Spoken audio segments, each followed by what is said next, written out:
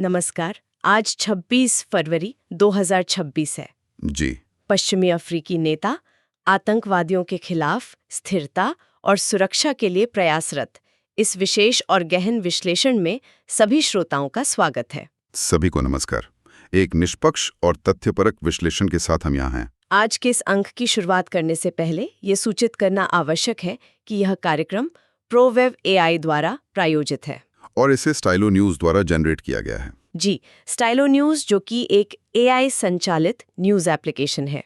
श्रोताओं की जानकारी के लिए बता दें कि ये स्टाइलो इंटेल ऑप्स सॉफ्टवेयर का एक कंज्यूमर वर्जन है। बिल्कुल, यानी आम जनता के लिए बनाया गया संस्करण। मूल रूप से इस सॉफ्टवेयर को सरकारी एजेंसियों, सैन्य कमांडरों और बड़े व्यापारिक उद्यमों के वैश्विक निर्णय निर्माताओं के लिए डिजाइन किया गया था। इसका सीधा अर्थ ये है कि अब आम लोगों के पास भी वैश्विक स्तर के खुफिया विश्लेषण टूल तक अद्वितीय पहुंच उपलब्ध है, जिससे सूचनाओं को सटीक और निष्पक्ष तरीके से समझा जा सकता है। इस विशेष विश्लेषण का प्राथमिक उद्देश्य पिछले 2 हफ्तों में पश्चिम अफ्रीका में हुई प्रमुख घटनाओं का आकलन करना है। साथ ही वहां के गठबंधनों में हो रहे बदलावों और जटिल सुरक्षा परिदृश्य को भी समझना है। एक ऐसी दुनिया में जहां सूचनाओं को अक्सर सनसनीखेज बना दिया जाता है, हमारा लक्ष्य केवल तथ्यों पर बात करना है, बिना किसी भय या पक्षपात के, केवल खुफिया और समाचार रिपोर्टों के आधार पर स्थिति को स्पष्ट करना। चलिए इसे विस्तार से समझते हैं। जी।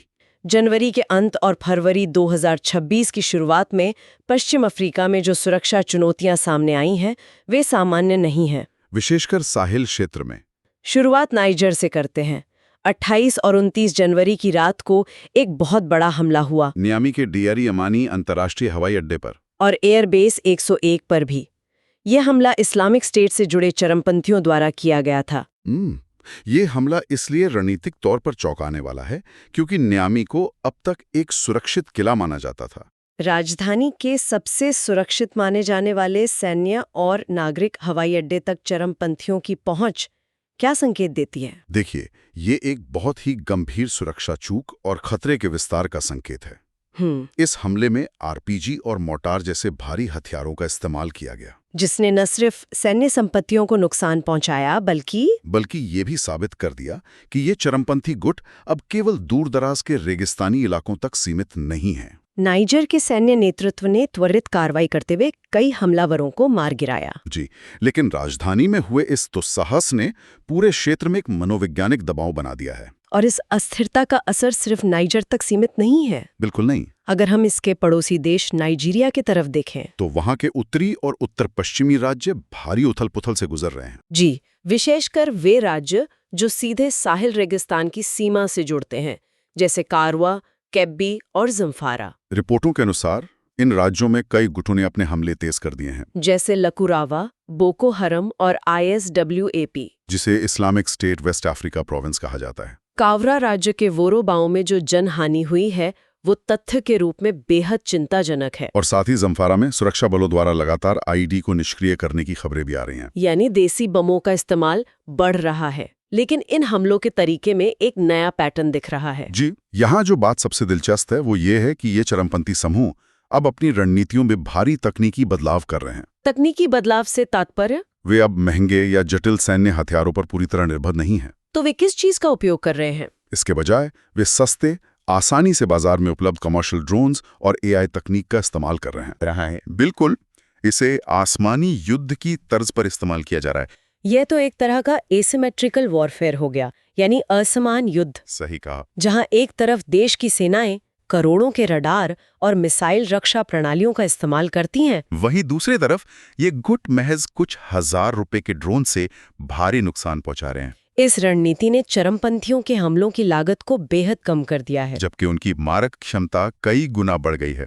परंपरागत सैन्य रणनीतियों के लिए यह एक बिल्कुल नई चुनौती है, क्योंकि एक रडार सिस्टम अक्सर बड़े लड़ाकू विमानों को पकड़ने के लिए बना होता है, ना कि छोटे कमर्शियल ड्रोन्स को। इसी उभरते खतरे और जमीनी हिंसा का मुकाबला करने के लिए नाइजीरियाई सेना ने एक नया कदम उठाया है। जी, हाल ही में ऑपरेशन सवाना शील्ड की शुरुआत की गई है। इस सैन्य अभियान का मुख्य उद्देश्य क्वारा, नाइजर और अन्य प्रभावित राज्यों में आतंकवादियों के ठिकानों को नष्ट करना है। लेकिन एक बड़ा सवाल यह है कि क्या सिर्फ एक सैन्य ऑपरेशन इस पूरी समस्या का समाधान हो सकता है। विशेषकर तब जब इस क्षेत्र की कूटनीति में ही भारी बदलाव हो रहा है। यही सबसे महत्वपूर्ण पहलू है।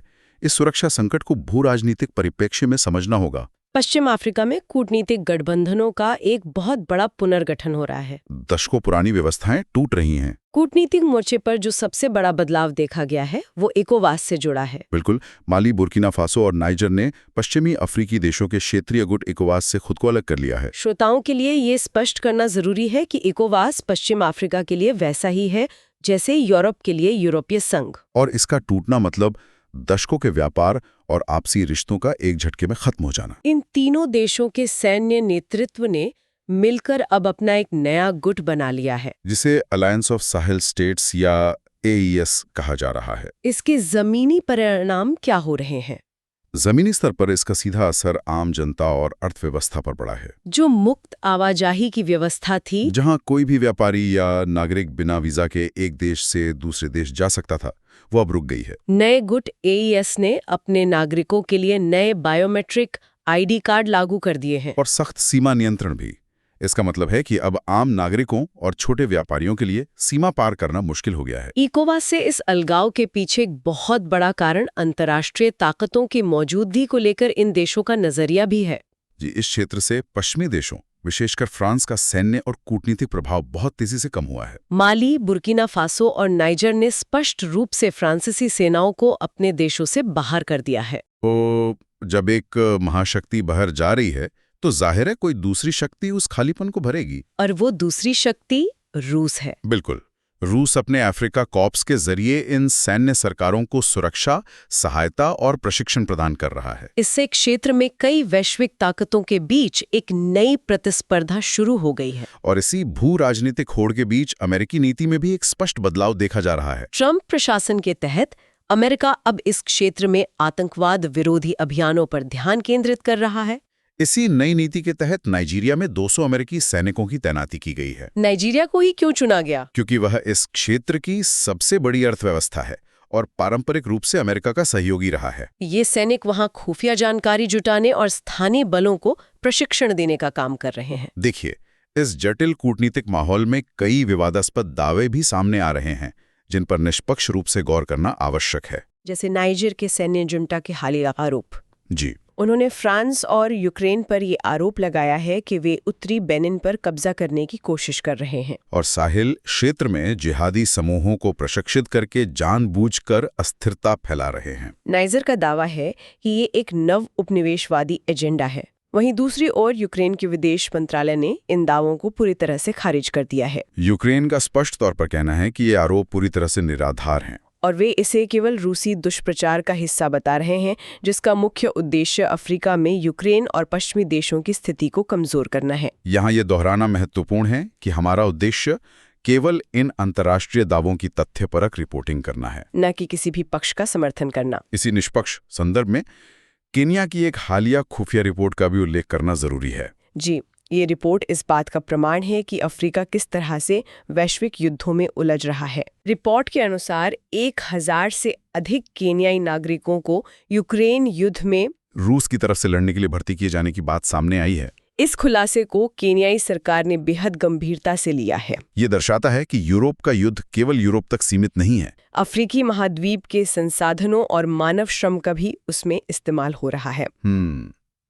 लेकिन सुरक्षा और कूटनीति के इन तनावों के बीच कुछ सकारात्मक आर्थिक प्रगति भी हुई है। जी, 16 फरवरी 2026 को नाइजर और अल्जीरिया के बीच एक ऐतिहासिक कूटनीतिक समझौता हुआ। समझौता पिछले 10 महीनों से चले आ रहे कूटनीतिक गतिरोध को समाप्त करता है और इस समझौते से एक बहुत बड़ी आर्थिक परियोजना का रास्ता साफ हो गया है। जिस परियोजना की बात हो रही है वो है ट्रांस सहारन गैस पाइपलाइन, जिसे TSGP भी कहते हैं। ये 4000 किलोमीटर लंबी एक विशाल बुनियादी ढांचा परियोजना है जो नाइजीरिया के गैस भंडारों को नाइजर और अल्जीरिया के रास्ते सीधे यूरोप तक पहुंचाएगी रहा है। इसलिए ये पाइपलाइन पूरी यूरोप की ऊर्जा सुरक्षा के लिए बहुत महत्वपूर्ण साबित हो सकती है। ये नाइजर और अल्जीरिया के लिए आर्थिक विकास का एक बड़ा कदम है। रमजान के पवित्र महीने के बाद इसका निर्माण कार्य जमीनी स्तर पर शुरू होने की उम्मीद है। इसके साथ ही आर्थिक मोर्चे पर एक और विकास हुआ है। जी, नाइजर के तहुआ क्षेत्र में पश्चिम अफ्रीकी राज्यों के केंद्रीय बैंक की एक नई शाखा खोली गई है, जिसे BCEAO कहा जाता है। ये कदम स्थानीय आबादी के लिए वित्तीय समावेशन को बढ़ावा देगा। अर्थव्यवस्था और संसाधनों की बात चल ही रही है, तो नाइजर के एक और कदम पर चर्चा करना आवश्यक है। नाइजर की सरकार ने फ्रांसीसी कंपनी ओरानो द्वारा संचालित यूरेनियम खदानों का पूरी तरह से राष्ट्रीयकरण कर दिया है। फ्रांस अपनी बिजली की जरूरतों के लिए परमाणु ऊर्जा पर बहुत निर्भर है। और खदानों के राष्ट्रीयकरण के साथ साथ इस फ्रांसीसी कंपनी पर मुकदमा भी दायर किया गया है। ये मुकदमा पर्यावरण को पहुंचे नुकसान और रेडियोधर्मी कचरे के कुप्रबंधन को लेकर है। ये संसाधन संप्रभुता की दिशा में एक बड़ा कदम माना जा रहा है। बिल्कुल, लेकिन जहां एक ओर यूरेनियम और गैस की राजनीति चल रही है, वहीं ये क्षेत्र एक बहुत ही बुनियादी चुनौती से जूझ रहा है। और वो है खाद्य सुरक्षा। रिपोर्टों के मुताबिक माली और आसपास के साहेल क्षेत्रों में टिड्डियों ने भारी हमला कर दिया है, जिससे फसलों को व्यापक नुकसान पहुंचा है। इस कृषि संकट से निपटने के लिए पश्चिम अफ्रीकी आर्थिक और मौद्रिक संघ ने, जिसे यूमोआ कहा जाता है, उन्होंने माली को 100 मिलियन CFA फ्रैंक की वित्तीय सहायता प्रदान की है। लेकिन ये खाद्य संकट केवल टिड्डियों तक सीमित नहीं है। इसका एक और बहुत बड़ा कारण उत्तरी नाइजीरिया से साहिल की तरफ होने वाले अनाज व्यापार का धीमा होना है। नाइजीरिया ट्रेडिशनली इस पूरे क्षेत्र का अन्न भंडार रहा है, लेकिन वहां फैले आतंकवाद और नई सीमाओं के कड़े नियमों के कारण अनाज की आपूर्ति बाधित हुई है, जिसके परिणाम स्वरूप पूरे साहेल क्षेत्र में खाद्य पदार्थों की कीमतें आसमान छू रही हैं। अगर हम इन तमाम अलग अलग घटनाओं का विश्लेषण करें, आतंकवाद, नई तकनीक, कूटनीति और खाद्य संकट, तो इन देशों के निर्णय निर्माताओं के दृष्टिकोण को समझना बहुत जरूरी हो जाता है। बिल्कुल, अगर हम इसे व्यापक परिप्रेक्ष्य से जोड़ें तो तस्वीर काफी जटिल नजर आती है। जो नया गुट बना है AAS, उसके नेता अपनी राष्ट्रीय संप्रभुता को सर्वोपरि मान रहे हैं। उनका मुख्य एजेंडा बाहरी, विशेषकर पश्चिमी देशों की दखलंदाजी को खत्म करना है। इसके ठीक विपरीत नाइजीरियाई सरकार का दृष्टिकोण अंतर्राष्ट्रीय सहयोग पर आधारित है। नाइजीरिया ये मानता है कि जिहादी गुटों को खत्म करने के लिए अमेरिका और अन्य देशों के साथ मिलकर अभियान चलाना आवश्यक है। जनभावना और मीडिया सेंटिमेंट की बात करें तो अल जजीरा और ले मोंडे जैसे न्यूज पोर्टल्स और एक्स जैसे सोशल मीडिया प्लेटफॉर्म्स के विश्लेषण से एक मिलीजुली प्रतिक्रिया सामने आती है। संयुक्त राष्ट्र और अफ्रीकी संघ द्वारा जो शांति और मानवीय सहायता की पहल की जा रही है, उसका स्थानीय आबादी द्वारा व्यापक समर्थन किया जा रहा है। हालांकि विदेशी सैन्य हस्तक्षेप को लेकर लोगों में गहरी चिंता है। चाहे वो पश्चिमी देशों की सेनाएं हों या फिर रूसी बल, इकोवास के विभाजन ने भी आम लोगों के मन में डर पैदा कर दिया है। इन सभी घटनाक्रमों को देखते हुए भविष्य में किन प्रमुख आयोजनों पर नजर रखनी चाहिए? आने वाले समय में जिनेवा में होने वाली शांति वार्ता कूटनीतिक दिशा तय करने के लिए बहुत महत्वपूर्ण होगी। इसके अलावा रमजान के बाद ट्रांस सहारन गैस पाइपलाइन के निर्माण कार्य की शुरुआत भी अहम होगी। और जमीनी सुरक्षा के लिहाज से ऑपरेशन सवाना शील्ड की प्रगति पर नजर रखना होगा। इस पूरे परिदृश्य पर गहराई से चर्चा करने के बाद एक विचार उत्तेजक सवाल सामने आता है। जी, जब कमर्शियल ड्रोन जैसी उन्नत तकनीक गैर राज्य तत्वों के हाथ लग जाती है, तो क्या भविष्य में भौगोलिक सीमाएं और पारंपरिक सैन्य गठजोड़ अपने मायने खो देंगे? यह सोचने वाली बात है। श्रोताओं को इस पर स्वयं विचार करना चाहिए। बिल्कुल। तो ये तो रही आज की गंभीर और तथ्यात्मक चर्चा। अब थोड़ा दोस्ताना माहौल में बात करते हैं। जी बिल्कुल। माहौल थोड़ा हल्का होना चाहिए। मैं स्टाइलो न्यूज़ के बारे में थोड़ी और जानकारी साझा करना चाहूंगी, क्योंकि इतनी सारी जमीनी रिपोर्टों पर रोजाना नजर रखना किसी के लिए भी आसान नहीं है। ये बिल्कुल सही बात है। स्टाइलो न्यूज़ कोई सामान्य न्यूज़ वेबसाइट नहीं है।